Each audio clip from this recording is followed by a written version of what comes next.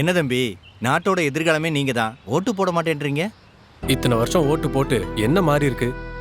அண்ணா, மக்களுக்கு நல்லது பண்ண ஒரு அரசியல்வாதி சொல்லுங்க. ஏன் இல்ல? இதே இடத்துல ஒரு வருஷத்துக்கு முன்னாடி சைக்கிள்ல டிவி வித்துக்கிட்டு இருந்தேன். கடை வாங்கியாவது ஒரு கடை போடலான்னு ஆசைப்பட்டேன். ஒருத்தன் கூட கடன் தரலையே. என் வாழ்க்கை அந்த சைக்கிள்லயே போயிடுமோன்னு பயமா இருந்துச்சு. அப்பதான் பிரதமரோட அந்த முத்ரா திட்டத்தை பார்த்தேன். என்னையும் நம்பி கடன் தந்தாரு. இன்னைக்கு ஒரு கடையை வச்சு கௌரவமா வாழ்ந்துட்டு இருக்கேன். டிஜிட்டல் இந்தியா, இதையும் அவர் தான் கொண்டு வந்தாரு. வளர்ச்சியும் வாய்ப்புகளும் தொடர, தமிழும் தமிழகமும் தலை நிமிர மோடியின் கேரண்டி இருக்கு. இனி பயம் எதற்கு? புங்கம்பாளையத்தை சேர்ந்த ஊர் பெரியவர்களே, இந்த பகுதியை சேர்ந்த மூணாவது வீடு தானே நம்ம சங்கீதக்கா அவர்களே, ஜெகநாதன் அவர்களே, ஊர் பெரியவர்களே, புங்கம்பாளையம் ஊர் பெரியவர்களே, உங்கள் அனைவருக்கும் என்னுடைய மாலை வணக்கத்தை தெரிவித்துக் கொண்டு, இதோட உங்க ஊருக்கு 4 முறை வந்துட்டேன். எத்தனை முறை வந்திருக்கிறேன்? 4 முறை வந்திருக்கிறேன். ஏற்கனவே சங்கீதாக்கா வீட்டில் வந்து ஒரு நாள் சாப்பிட்டு போயிட்டு, இன்னொரு நாள் கோயிலுக்கு வந்து சாமி கும்பிட்டு இங்கே வீட்டில் வந்துட்டு, அதுக்கு அடுத்தது இன்னொரு வாட்டி வந்து இன்னைக்கு 4வது முறையாக இந்த உங்க ஊருக்கு வந்திருக்கிறோம். இந்த புங்கம்பாளையம் அந்த அளவுக்கு சங்கீதாக்கா உங்கள் இடத்துல மனதில் இடம் பிடித்திருக்கிறார்கள்.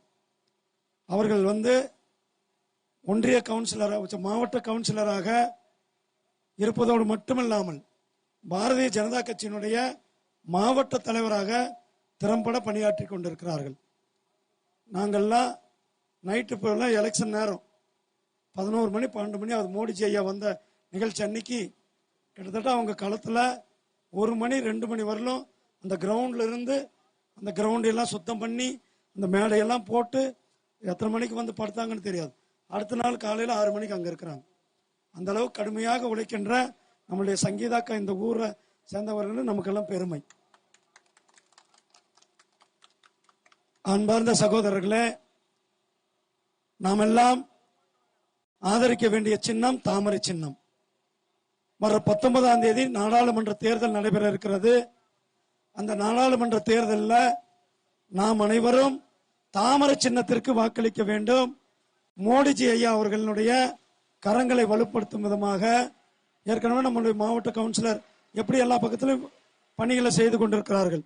அதே போல நாம இந்த பகுதியினுடைய வளர்ச்சிக்கு, இந்த ஊட்டியினுடைய வளர்ச்சிக்கு, அவர் சொன்னார் பாருங்க, ராஜா 1.5 வருஷம் ஜெயிலில் இருந்திருக்கார் 2G ஊழல பண்ணிட்டு.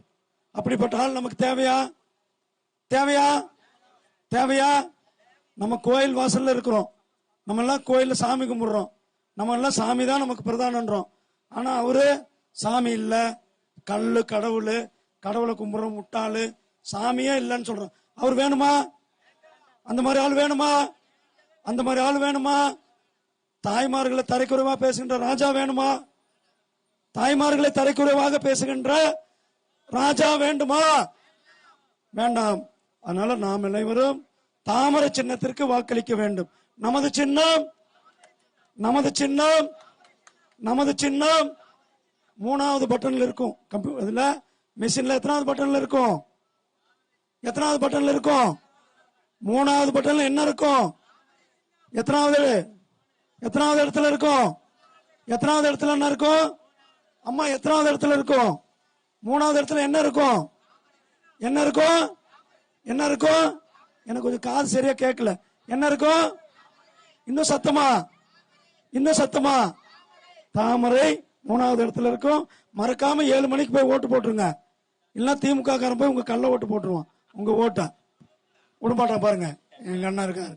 அதனால மறக்காம 7 மணிக்கு 19ஆம் தேதி குடும்பத்தோடு போய் முதல் ஓட்டாக தாமரைக்கு 3வது சின்னமாக இருக்கிற தாமரைக்கு வாக்களிக்க வேண்டும். நன்றி, வணக்கம்.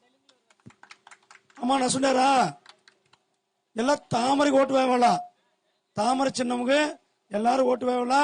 మీ ఊరికి ఏమేమి కావాలా? సముదాయ కూడం కావాలనా? ఇల్లు కావాలనా? நான் చేసిచ్చాను.